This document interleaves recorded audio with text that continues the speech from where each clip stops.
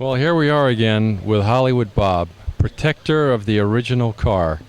And he's brought today a Dodge that he's had for many years, and he also enjoys driving it. Now, the one most interesting thing I see on this car, Bob, is how much of this car is still actually original from the day it was built. Can you tell us exactly what's still original? Yes, I can. I've had the car about almost 30 years now, and when we got it, it was in an area, Cheviot Hills area where I live, a few blocks away, and the man that had the car was the original owner, and so it doesn't have a lot of miles on it, and he, of course, put it in the garage years later, and it stayed there for years. So when we were able to purchase the car, we took pictures of it, and so that we were going to just do whatever we had to bring it back to its original status. And in the car, the only thing that's not original on the car is the paint and the chrome, because it needed to do that if you're going to make it into original type car again, a show car. And so we did that. But as far as and tires, it needed tires. They were all flat sitting in the garage. So anyhow, we went ahead and did a paint job on it. In those days, that was lacquer, and there was 20 coats of lacquer paint, and we had the chrome done, and we put it back together, the fenders and stuff on it. And other than that, other than the paint and the front floor mat, the rest of the car is all original. The interior, the mat, everything in the back, the shades in the back, everything is original on the car, other than the paint and the chrome. And it now has about 38,000 miles.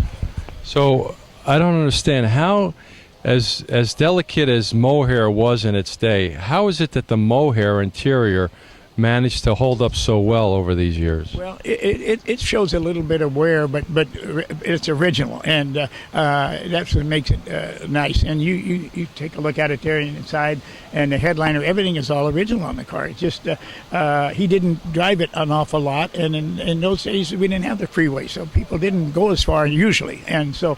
Anyhow, when we got it, it had about 32,000 miles on it, and it had been sitting in his garage 4 blocks from me. And I wouldn't have found it if it hadn't been for a mailman tipping me off to it. And so anyhow, that's accounts for the way the car is. And mechanically, it's all stock. It's all the original powertrain, everything on there. In fact, we had to put new tires on the floor and the ground, but the 2 tires and the spares here on the fender wells, we call it, on the fenders there, are the original all Goodyear weather tires. They're still on there with new tubes in there, so that just shows you. I also noticed inside the door jamb, I saw some old lube stickers. Do those go way back? Yes, they do. This car still has the DB hubcaps, which indicates Dodge Brothers.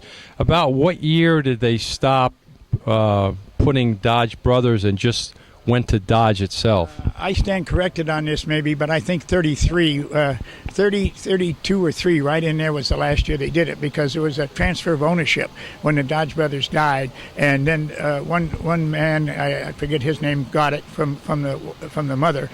She sold it to him, and then he in turn made a deal with Chrysler.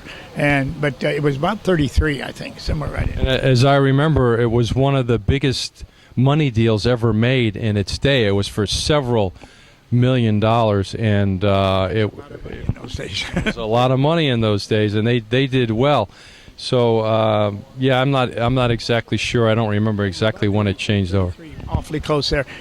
For example, you're talking about big money and all. My wife almost had a heart attack when I come home and told her it was going to cost me $2,000 in those days to paint this car in lacquer, in a job. 20 coats of lacquer went on there. And it's still the original car there that way. But it was a lot of money in those days. But either with a car like this, it's so rare. Either you do it the right way or just leave it the way it was. And it just was too nice an interior and everything to have this car just be with an old paint, the old original paint on it. So we took pictures of it, and all the hand striping and everything that's on this car is exactly the way it was originally when they bought it from Pelton Dodge.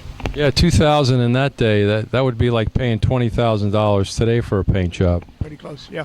And the man that did that, he was well known in the movie business. He did work for Dutch Darren, for the Packard man at times. He had a shop over on Melrose near Wilcox, and he was there for years. And so I knew him, and it was he's deceased, but beautiful job on it. Yeah, and all the wood floors underneath the car are absolutely like brand new. The wiring was just, I mean, it's so low mileage a car. And the real plus was it's not an Eastern car in any way, shape, or form. There's no rust period anywhere. It just was. No, it's a very, very nice original car. I noticed that right away when we pulled up. So one more question, Bob. You say that you bought it in the neighborhood and you got a tip from your mailman. Is that how you got most of your cars? Were you tipped off by a lot of mailmen? No, this particular mailman, he didn't have any old cars, but he knew that I liked him and whatnot. And he was just he was a jewel. He retired, and everybody in the neighborhood threw a party for him. He was a mailman that was always on time and never got the mail mixed up. And since then, it's been all hell, you know. But well, now, did the mailman ever get a ride in this car? Yeah. And in fact, now he's got a couple of cars. He lives over on Fairfax, so I keep in touch with him. Yeah. See what you started? You made another addict. Yeah. You get one, it's like what is it? You got to count them all the time. Make sure, like sheep, you got to make sure you got one. Pretty soon, you got five. You know. Once again, we want to thank you, Hollywood Bob, for bringing another one of your gems today. Hope to see you next week with something different. Yeah. Thank you very much.